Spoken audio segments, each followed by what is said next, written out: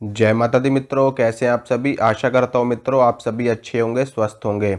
मित्रों, आज मैं आपको माता महाकाली की साधना बताऊंगा और शाबर मंत्र की साधनाएं, क्योंकि आप लोग जानते हो कि शाबर मंत्र बहुत ही जल्दी सिद्ध होते हैं और भगवान शंकर द्वारा ये मंत्र कीलित नहीं किए गए हैं। इसी कारण से इन मंत्रों की सिद्धि बहुत ही जल्दी प्राप्त होती है।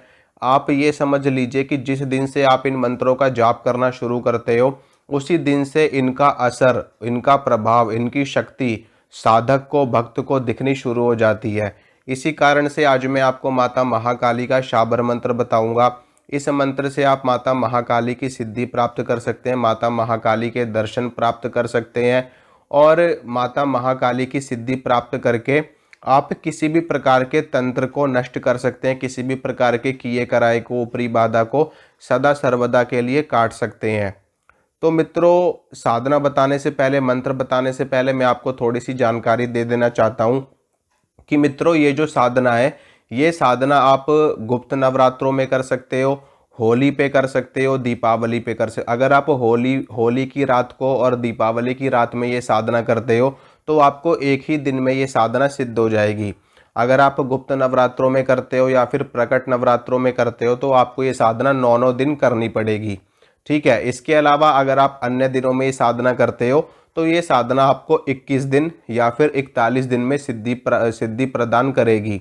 इसके साथ में मैं आपको ये बता देना चाहता हूँ कि जब आप ये साधना करेंगे तो आपको बहुत ही ज़्यादा धैर्य रखना है, बहुत ही ज़्यादा संयम रखना है और धैर्य के साथ में और संयम के साथ में ये साधना करनी है। क्योंकि मित्रों, माता महाकाली के साथ में बहुत सारी शक्तियाँ चलती हैं, अनंत शक्तियाँ माता महाकाली के साथ में चलती हैं। गुरु गोरखनाथ जी चलते हैं, भगवान शंकर चलते हैं और हनुमान जी चलते हैं, भैरव बाबा चलते हैं, माता महाकाली की 64 योगिनियाँ चलती हैं, माँ दुर्गा चलती हैं, जितनी भी देवियाँ हैं सभी माता महाकाली के साथ में चलती हैं। माता मसानी चलती है, माता शीतला चलती हैं। इसके अलावा माता महाकाली के साथ में माता महाकाली के साथ में 52 वीर चलते हैं, कच्चे कलुए चलते हैं और भैरव, 52 भैरव चलते हैं। ठीक है। तो कहने का आशय यह है कि बहुत सारी शक्तियाँ माता महाकाली के साथ में चलती हैं और जब आप ये साधना कर रहे होगे तो कोई भी शक्ति आकर के आपकी परीक्षा ले सकती है। परीक्षा जैसे कि आप सो रहे हो तो सोते वक्त कोई शक्ति आकर के आपको डरा सकती है या फिर आपको स्वप्न में डरावने चित्र दिखाई दे सकते हैं, आपको स्वप्न में शमशान दिखाई दे सकता है, आपको स्वप्न में कटा हुआ सिर दिखाई दे सकता है, आपको स्वप्न में रक्त दिखाई दे सकता है। क्योंकि माता महाकाली की साधना है मित्रों, माता महाकाली की साधना में इस तरह के दृश्य दिखाई देते हैं। ये सभी दृश्य आम होते हैं। ठीक है। चाहे आप माता महाकाली की कितनी भी सात्विक साधना करोगे, कितनी भी प्योर करो, कितनी भी सात्विक करो, ठीक है, लेकिन फिर भी अगर माता काली की साधना है तो उसमें इस तरह के दृश्य दिखाई देंगे ही देंगे। ठीक है। क्योंकि उनके साथ में बहुत सारी शक्तियां चलती हैं, उनकी योगिनियां चलती हैं, डाकिनियां चलती हैं, शाकिनियां चलती हैं, पिशाचिनियां चलती हैं, कच्चे कलुए चलते हैं, 52 वीर, भैरव, बेताल, ये सारी चीजें चलती हैं। ये सारी चीजें माता महाकाली के अधीन चलती हैं। ठीक है। माता महाकाली के साथ में चलती है, उनके अधीन होती है।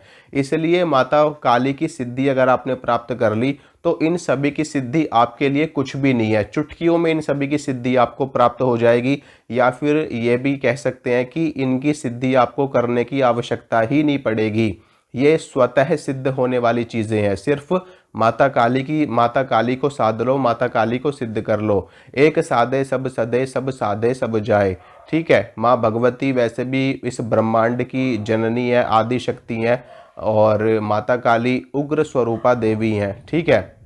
माँ दुर्गा का क्रोध का स्वरूप ही माता महाकाली का है और माँ दुर्गा का शांत स्वरूप ही लक्ष्मी और सरस्वती है। तो इस साधना को करना है आपको, आप देख लेना, होली पे करनी है, दिवाली पे करनी है। अब जैसे कि गुप्त नवरात्रे आ रहे हैं जनवरी में, तो आप उसमें भी ये साधना कर सकते हो। 9 दिनों में आपको सिद्धि प्राप्त हो जाएगी। शाबर मंत्र की साधना है। और बाकी आप अगर और अन्य समय पे करना चाहते हो तो आप तब भी कर सकते हो। शनिवार को शुरू कर सकते हो आप ये साधना, शुक्रवार को शुरू कर सकते हो, मंगलवार को शुरू कर सकते हो। ठीक है। मंगल, शुक्र और शनि माता काली के ही दिन है। शुक्रवार समस्त देवियों का दिन है और मंगल शनि माता काली का दिन है। तो इन दिनों में आप ये साधना शुरू कर सकते हो और इसमें आपको ब्रह्मचर्य का पालन करना जब तक आपकी साधना चलेगी, जब तक आप सिद्धि करोगे। 9 दिनों की कर रहे हो तो 9 दिनों तक, एक दिन की करोगे तो एक दिन तक।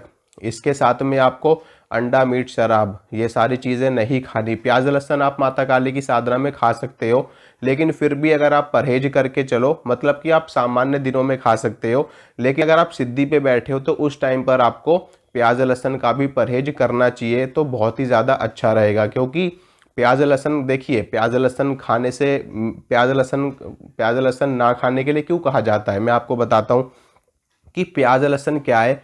ये तामसिक आहार है, ये उत्तेजक आहार है। जब आप प्याज लहसुन को खाओगे तो ये आपके आपके मन में उत्तेजना उत्पन्न करता है, ठीक है, काम भाव उत्पन्न करता है, काम वासना उत्पन्न करता है, जिससे क्या होता है कि साधना खंडित होने का डर रहता है, ब्रह्मचर्य नष्ट होता है। इसीलिए प्याज लहसुन को खाने से मना किया जाता है, ठीक है। तो ये चीज़ें हैं, इन सभी चीज़ों को आप लोग देख लेना। और जब आप ये साधना करोगे तो सतर्कता के साथ करना, धैर्य के साथ करना, और साधना बीच में छोड़ना मत। अगर आपने साधना उठा ली तो पूरी करना साधना। अब कुछ लोग ये सोच रहे होंगे कि ये साधना क्या जिनके गुरु नहीं है क्या वो लोग कर सकते हैं। देखिए माता काली को अगर आप माँ मानते हो, अगर आप माता मानते हो, या फिर उनको आप अपनी माँ मानते हो, तो आप ये साधना बिना गुरु के भी कर सकते हो। लेकिन अगर आप माता काली को देवी मानते हो या आप उनसे पहले से ही डरते हो, तो फिर आप ये साधना मत करना, ठीक है। देखिए एक हमारी माता होती है, इस जगत की माता है, वो हमारी माता है, तो उनकी साधना करने में कोई डर नहीं है, ठीक है। एक तरीके से आप ये समझ लो कि मैं उनकी साधना नहीं कर रहा, मैं उनकी सेवा कर रहा हूँ। और माँ की सेवा कौन नहीं करता, हर कोई करता है। तो माँ की सेवा करने में किस बात का डर, ठीक है। तो आप ये साधना कर लेना। और अगर आपको डर लगे, अगर आपको भय लगे, आप नहीं कर सकते हो तो मत करना फिर।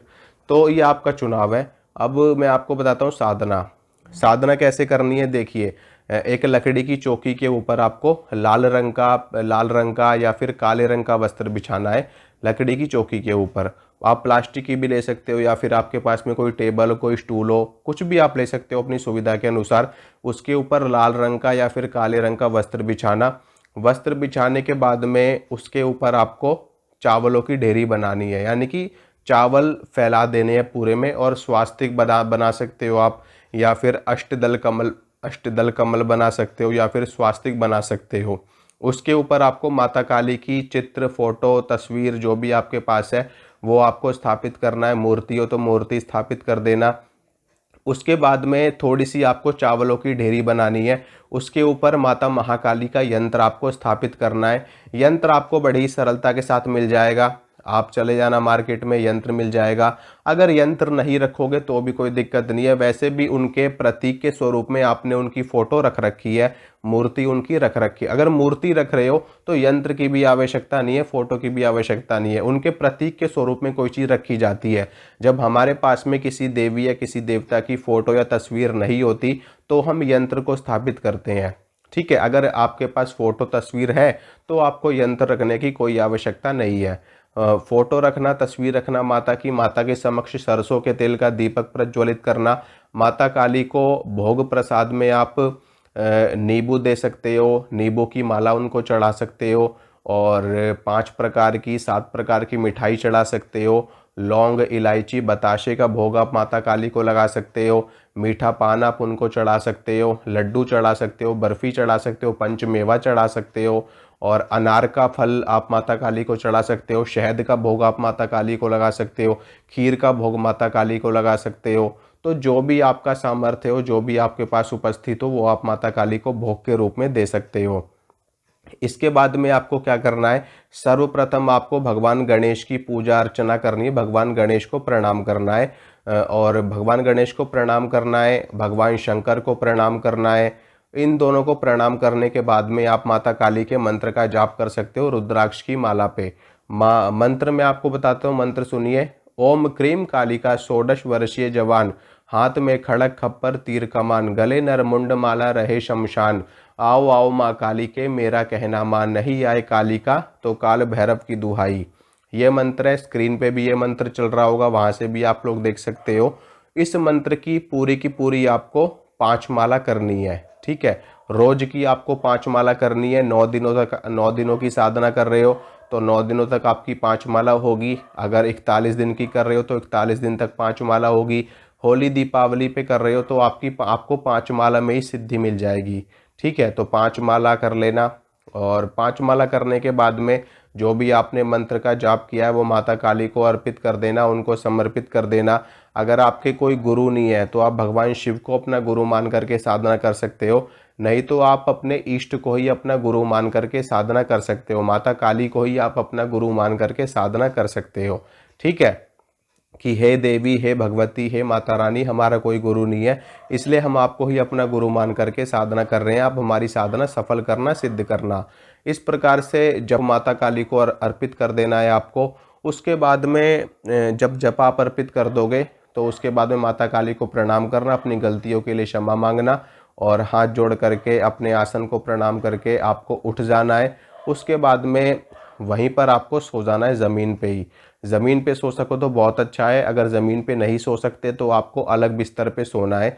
जहाँ पर आप अलग सोओगे वहाँ पर कोई और आपके साथ में नहीं सोएगा। ठीक है, आपका बिस्तर, आपका बिस्तर, आपकी खटिया, बिस्तर सब अलग होना चाहिए। तो इसमें क्या होगा कि जब आप रात्रि काल में शयन करोगे, सो जाओगे, तो कोई अन्य व्यक्ति आपके साथ में रहेगा तो आपको अनुभव नहीं होंगे। ठीक है, मतलब अगर होंगे तो बहुत ही कम अनुभव होंगे। और फिर आप साधना में हो, आप इस वक्त उपासना में हो, भक्ति में हो, सेवा में हो, तो ऐसे में आप जितना ज़्यादा अपने आप को शुद्ध और पवित्र रखोगे उतना ही ज़्यादा बेस्ट रहेगा आपको। तो अनुभव होंगे, सपने में आपको माता काली के दर्शन हो सकते हैं और माता काली के दूतों के दर्शन हो सकते हैं, माता काली की योगिनियों के दर्शन हो सकते हैं। शमशान आपको दिखाई दे सकता है सपने में। आपको दीपक यानी कि अखंड ज्योति के दर्शन आपको हो सकते हैं। अखंड ज्योति जो माता की होती है, तेल की जो दीपक जलता है माता का, उसके दर्शन हो सकते हैं। और आपको माता काली के उग्र रूप के भी दर्शन हो सकते हैं।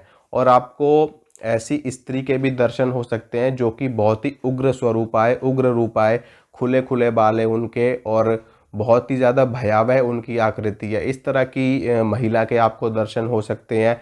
इसके अलावा आपको ऐसा महसूस हो सकता है कि जैसे कि आपके आज्ञा चक्र में बहुत ज़्यादा खिंचाव हो रहा है, आपके शरीर में झंझनाहट हो रही है, वाइब्रेशन हो रही है, आपके शरीर में पेन हो रहा है। अगर इस तरह की चीज़ें हो रही हैं तो ये कुंडलिनी शक्ति जागृत होने के संकेत होते हैं। आपको घबराना नहीं है, डरना नहीं है। बेचैनी हो सकती है, आपको उल्टी जैसा मन हो सकता है, ये सब शक्तियों के ही लक्षण होते हैं। ठीक है, तो इस तरह की चीज़ें आपके साथ में घटित होंगी साधना के टाइम पे, जब आप साधना कर रहे होगे। तो जब आपकी साधना पूरी हो जाएगी तो आपकी सिद्धि हो जाएगी। उसके बाद में आपकी जो भी इच्छा हो, जो भी मनोकामना हो, फिर उसके बाद में आप नियमित रूप से एक माला कर सकते हो। या फिर एक माला करने का आपके पास समय नहीं है तो आप 51 बार कर सकते हो, 21 बार कर सकते हो, 11 बार कर सकते हो। और अगर इतना भी नहीं कर सकते तो 3 बार 5 बार तो मंत्र को आप पढ़ ही सकते हो डेली। और जो भी आपकी मनोकामना है जो आपको माता काली से पूरी करवानी है, उसके लिए आपको क्या करना है कि अपनी मनोकामना भोजपत्र के ऊपर लिखना। ठीक है, भोजपत्र के ऊपर लिखने के बाद में उसको फोल्ड करना और आपको 11 रुपये लेने हैं और वो भोजपत्र का टुकड़ा, ठीक है, कलावा लेकर के उस 11 रुपये की अरदास को और भोजपत्र के टुकड़े को आपको कलावे से बांध देना है और माता काली से हाथ जोड़ करके और वो अरदास अपने हाथ में रख करके माता काली से प्रार्थना करनी है, हे माता काली, हमारी ये मनोकामना है, आप शीघ्र अतिशीघ्र इसको पूरी करवा दीजिए। ठीक है, माता काली आपकी इच्छा पूरी करवा देंगे। जब आपकी प्रार्थना पूरी हो जाए, आपकी मनोकामना पूरी हो जाए तो 11 रुपये का प्रसाद बांट देना माता के नाम से, नहीं तो माता काली के किसी भी मंदिर में चढ़ा देना, नहीं तो किसी कन्या को दे देना। ठीक है, और जो भोजपत्र का टुकड़ा है उसको आप जल में प्रवाह कर सकते हो, नहीं तो आप उसको मिट्टी में गाड़ सकते हो। नहीं तो भोजपत्र है, भोजपत्र तो वैसे भी प्रकृति का ही एक अंश है, प्रकृति में ही विलीन हो जाता है, तो उसको आप कहीं भी पेड़ पौधे के नीचे रखाओगे तो वो विलीन हो जाएगा। ठीक है मित्रों, तो इस प्रकार से आपको साधना करनी है, आपको अवश्य सफलता प्राप्त होगी। विश्वास के साथ में, श्रद्धा के साथ में, निडर होकर के वीर भाव से आपको साधना करनी है माता की। ठीक है, तो आशा करता हूँ मित्रों जो जानकारी मैंने आपको दी आपको अच्छी लगी होगी, पसंद आई होगी। अगर मेरे द्वारा दी गई जानकारी आपको अच्छी लगती तो वीडियो को लाइक करना, वीडियो को शेयर करना, चैनल को सब्सक्राइब करना। इसी तरह की जानकारी मैं आपके लिए लगातार लाता रहूँगा। मिलूँगा आपसे अगली वीडियो में। जय माता रानी की।